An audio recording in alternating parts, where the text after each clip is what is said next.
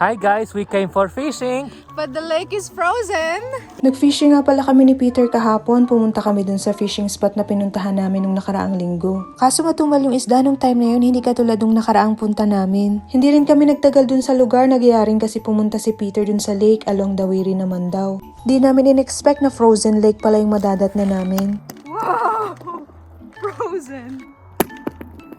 Balak pa naman ni Peter mag-fishing kaso tumigas at nagyelo na yung lawa dahil sa sobrang lamig. Nababalot ng mga frost ang paligid, pati mga damo at sanga ng mga puno. Maging ang mga lamesa at upuan, nabalutan na rin ng mga yelo. First time ko makakita ng frozen lake, dati kasi sa TV or online ko lang to nakikita. Nakaka-amaze. Ayan, nag-imaginary fishing na lang si Peter. Fish on! Fish on!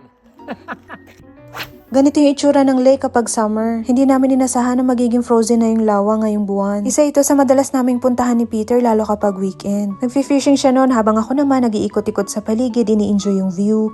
Kailangan rin kasi ng fishing license or permit kapag mangingisda sa freshwater like lakes and rivers. Pero sa mga fjords hindi na required kaya doon ako nakakapag-fishing. Pero dahil frozen na yung lawa at hindi kami ready sa ice fishing, nag-ikot-ikot na lang kami at naglaro na rin. Para nga kami mga bata.